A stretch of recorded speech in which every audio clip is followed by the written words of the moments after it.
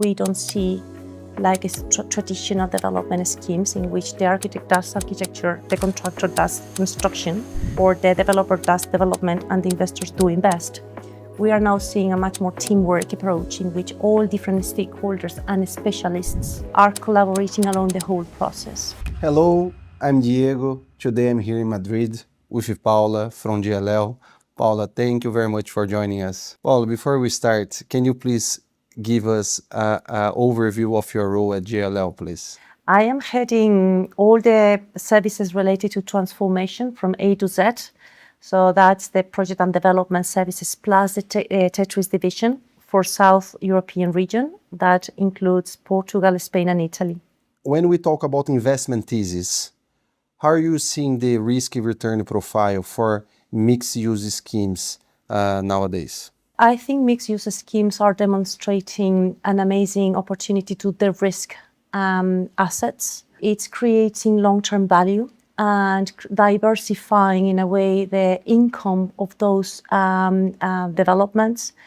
That translates in the interest of investors or the acceptance of investors to lower initial yields in exchange of a more resilient scheme and a more, I would say, long-term value. In my opinion, the risk is not on the thesis. It's maybe on the development itself. And those developments, we know that the world is changing and our cities needs more integration. We see developers being more creative as well. How do you see the zoning planning in Spain benefiting those projects? Is flexible enough? No? I would say there is a good progress even in certain cities. We are seeing a very amazing, nice moves in that way. But unfortunately, those moves are very uneven across the whole territory. The reality is that we have a very fragmented landscape in terms of urban planning, resulting in a very, sometimes very unpredictable timelines. And time is key to make this development successful.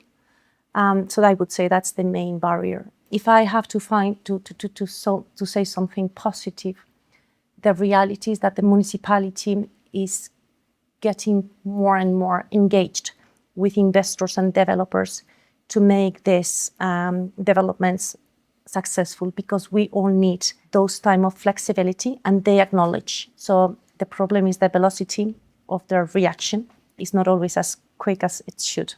But I think there is a more conscious approach from the government to support the private investment to deploy this successfully.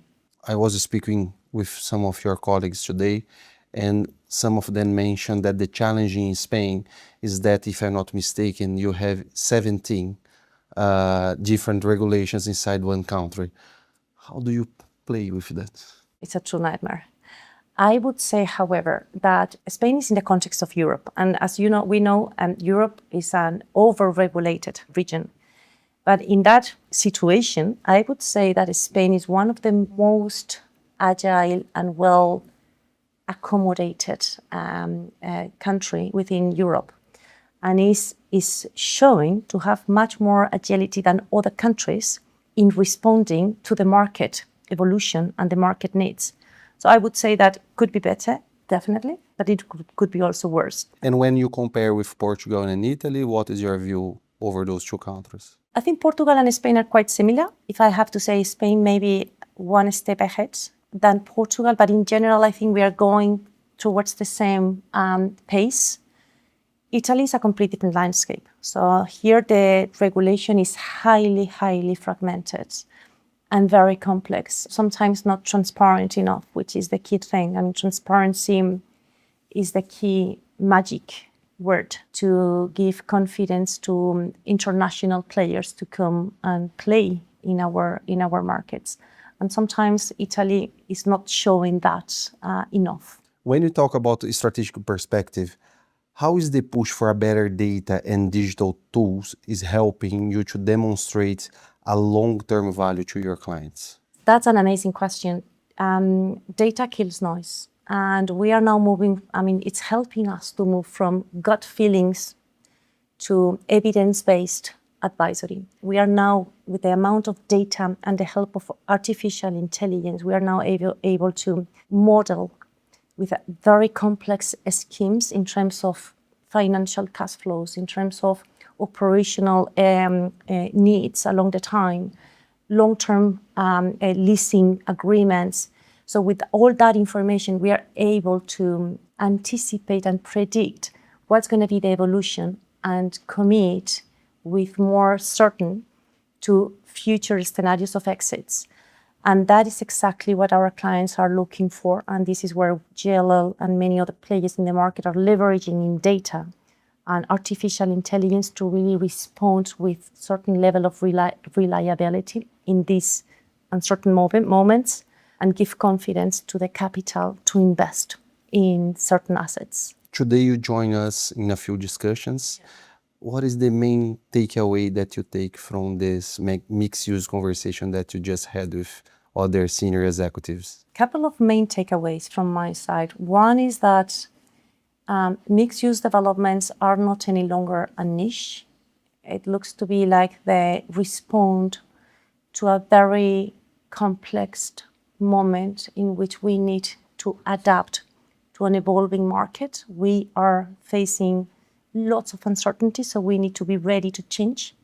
And those mixed-use developments are the tool to make something more, I would say, flexible. The second takeaway, in my opinion, is that these type of developments are more complex and therefore require a much more collaborative approach. And here we don't see like traditional development schemes in which the architect does architecture, the contractor does construction, or the developer does development and the investors do invest. We are now seeing a much more teamwork approach in which all different stakeholders and specialists along the value chain are collaborating along the whole process. And that is, to me, a key success factor. We've been discussing in many countries in Europe, especially, let's say, France and Germany, repurpose of assets, right? Mainly trying to converting office in something else, right. Hotels or residential. When you think about the mixed use, is a solution in the future, like if I do have a mixed use project in 20 years, if I would like to reconvert my office space that I have there in an entire residential, people are thinking ahead when they develop new projects or not? That is key. That is key. And that was commented today in the panel. We need to plan for it. We need to design for it. We need to make sure that our box is flexible enough to accommodate a variety of different uses that some of them we might not even know today. So that is one of the main challenges that we have at the moment. When it comes to retrofit, reconversion of an existing asset, that asset has normally been designed for a specific purpose. Changing the use and accommodating a different layout and use of the space requires sometimes an important CapEx deployment.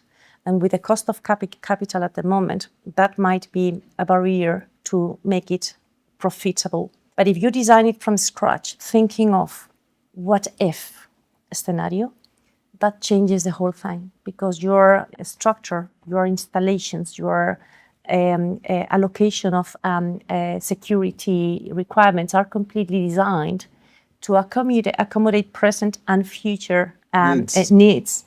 And some of the needs, as I said, that you might not even know. Artificial intelligence is an example. I mean, the evolution is opening opportunities to use the space differently, to work differently, to live differently.